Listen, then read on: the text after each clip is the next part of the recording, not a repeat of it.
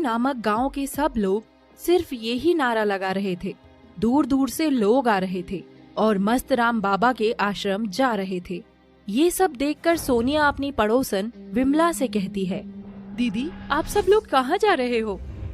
अरे तुझे नहीं पता, हमारे गांव के आश्रम में बहुत प्रसिद्ध और तपस्वी बाबा मस्त राम आए हैं। क्या बाबा मस्त राम? ये कौन से बाबा हैं जिनका नाम भी इतना अतरंगी है? सिर्फ नाम ही नहीं, उनके काम भी अतरंगी हैं। हमारे गांव की सभी गरीब बच्चियों को उन्होंने नौकरी दिलवाई है अपने आश्रम में, और जिन औरतों के बच्चे नहीं होते थे, बाबा की कृपा से सबके आज बच्चे हैं। अच्छा, इतने चमत्कारी बाबा हैं। तो चलो दीदी, मैं भी आपके साथ चलती हूँ। फिर सोनिया विमला और गांव वालों के साथ आश्रम पहुँच जाती है। वहाँ जाकर सोनिया देखती है कि बाबा मस्त राम ध्यान में लीन थे।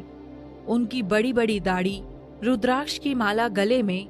ये दृश्य देखकर सोनिया भी बाबा की शरण में आ जाती है।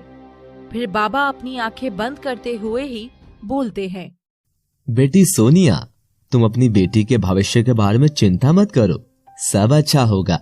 बस उसे हमारे पास लेकर आना, हम उसे भी आशीर्वाद दे देंगे।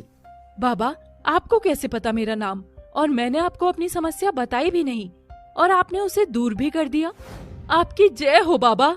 फिर सोनिया विमला के साथ घर चलने लगती है और रास्ते में उनसे बोलती है, दीदी आपका बहुत बहुत शुक्रिया, आपने मुझे बाबा से मिलवाया। वो सच में बहुत तपस्वी हैं, बिना कुछ बोले ही मन की बात जान लेते हैं। हाँ, मेरे बाबा सबके सुख दर्द दूर करते हैं, तभी तो दूर दूर से लोग आते हैं। स्नेहा को बाबा के बारे में बताती है, उनसे मिलने को भी बोलती है, पर स्नेहा को इन सब चीजों में इतना विश्वास नहीं था। फिर भी वो अपनी माँ के कहने पर वहाँ चली जाती है। दोनों आश्रम में पहुँच जाते हैं और बाबा स्नेहा को आशीर्वाद देने के बहाने उसकी कमर पर गलत तरीके से हाथ लगाते हैं। स्नेहा को ये बिल्कुल पसंद नहीं आता और वो वहाँ से गुस्से में चली जाती है। घर पहुंचकर इससे पहले स्नेहा कुछ बताती, उसकी माँ उसे बहुत डांटती है। ये क्या तरीका था स्नेहा, तुम ऐसे वहाँ से क्यों आ गई? बाबा क्या सोचेंगे हमारे बारे में? उनका इतना अपमान मैं बर्दाश्त नहीं करूँगी। तुझे कल ही उनसे माफी मांगनी होगी। पर माँ, पर वर्क कुछ नहीं, चलना है मतलब चलना है, समझी? अगले दिन फिर से सोनिया अपनी बेटी को लेकर बाबा के पास पहुँच जाती है। बाबा इसे माफ कर दो, इससे गलती हो गई, ये अभी नादान है। कोई बात नहीं बच्चा, पर हमें लगता है कि तुम्हारी बेटी पर किसी का बुरा साया है।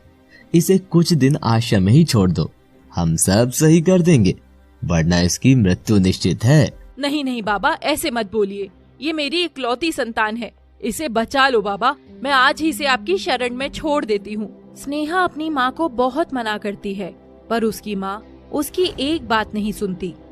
फिर रात को स्नेहा सो रही होती है, तभी उसे एहसास होता है जैसे कोई उसे छू रहा था। स्नेहा तभी उठ जाती है और सामने देखकर चौंक जाती है। वो कोई और नहीं, मस्त राम बाबा थे। अभी मजा आएगा ना भिड़ो ना। तभी स्नेहा गुस्से से बोलती है, बाबा आप इतनी रात में यहाँ, और मुझे ऐसे छूने का क्या मतलब? बाबा स्नेहा को पकड़ लेते हैं और बोलते हैं, बाबा हम दिन में हैं, रात्रि में हम भी इंसान हैं और हमारी भी कुछ इच्छाएं हैं, जरूरतें हैं।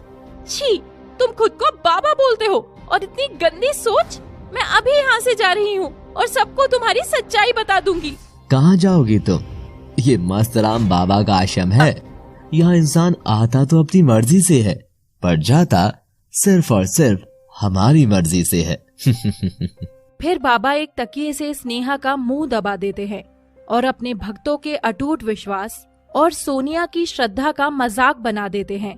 एक हैवान की तरह अपनी बेटी की उम्र की लड़की के साथ अपनी हवस मिटाता है, वहाँ से चला जाता है। स्नेहा बहुत रोती है। अगली सुबह स्नेहा की माँ उससे मिलने आती है, पर बाबा का सबसे खास चेला उससे बोलता है, मस्त राम बाबा की जय हो। भाई साहब, मुझे मेरी बेटी स्नेहा से मिलना है। अच्छा, आप उस प्यारी बच्ची की माँ हो, पर वो तो पास के गांव में गरीबों की सेवा के लिए गई है। बहुत ही समझदार है आपकी बच्ची, जब से आई है बाबा की तो परम भक्ति बन गई है। श्रम से चली जाती है और उधर अब रोज स्नेहा को बाबा की हैवानियत झेलनी पड़ रही थी। तभी आश्रम में एक अनोखी नाम की लड़की आती है जो बहुत सुंदर थी। जब बाबा ध्यान में अकेले थे तो अनोखी उनसे मिलने आती है। बाबा, आप बहुत अच्छे हैं, मैं आपकी परम शिष्य बनना चाहती हूँ। अभी मजा आएगा ना भिड़ो ना। क्यों नहीं बच्चा, तुम बन सकती हो।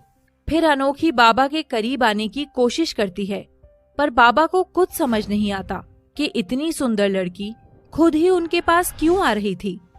फिर बाबा उससे बोलते हैं, ये क्या कर रही हो तुम बच्चा? आपको सुख प्राप्त करवा रही हूँ बाबा। इतना सुनकर बाबा खुश हो जाता है, पर तभी वहाँ अन्य भक्त आ जाते हैं।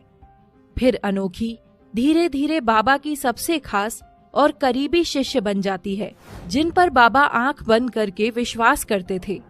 एक दिन अनोखी बाबा से कहती है, बाबा, जब हम दोनों अकेले हों तब भी इतनी कड़ी सुरक्षा क्यों?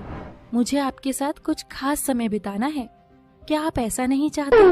तभी बाबा अपने खास चेले को बुला लेते हैं और उससे कहते हैं, बेटा रामपाल, आज रात मेरे कक्ष के बाहर सुरक्षा नहीं होगी और तुम भी जाओ यहाँ से, सुबह ही आना। मुझे कुछ समय अकेले बिताना है। पर बाबा, सुरक्षा के बिना आप पूरी रात कैसे रहोगे? आपको खतरा हो सकता। मुझे कोई खतरा नहीं है और तुम जाओ यहाँ से, ये मेरा हुक्म है। फिर बाबा के सब चेले और सुरक्षा कर्मी चले जाते हैं, सिर्फ बाबा और अनोखी रह जाते हैं। जैसा तुम चाहती थी मेरी जान, अब सिर्फ हम दोनों हैं। अब बाबा को अपना जादू दिखाओ। अनोखी बाबा के करीब जाती है और बाबा अपनी आंखें बंद कर लेते हैं। तभी वहाँ स्नेहा एक रस्सी लेकर आती है, जिससे स्नेहा और अनोखी मिलकर बाबा के हाथ पैर बांध देते हैं। स्नेहा, तुम यहाँ? और ये सब क्या है? मुझे क्यों बांधा है? अभी मैं अपने चेलों को बुलाता हूँ। बुला ढूंगी बाबा, किसको बुलाएगा? कोई नहीं सुनेगा तेरी आज, जैसे किसी ने मेरी नहीं सुनी थी। मुझे माफ कर दो बेटी, अब मैं कुछ नहीं करूँगा। तू अब सच में कुछ गलत नहीं करेगा, क्योंकि तू कुछ कहने के लिए जिंदा ही नहीं होगा। फिर अनोखी बाबा की जायदाद के पेपर लाती है और बाबा से साइन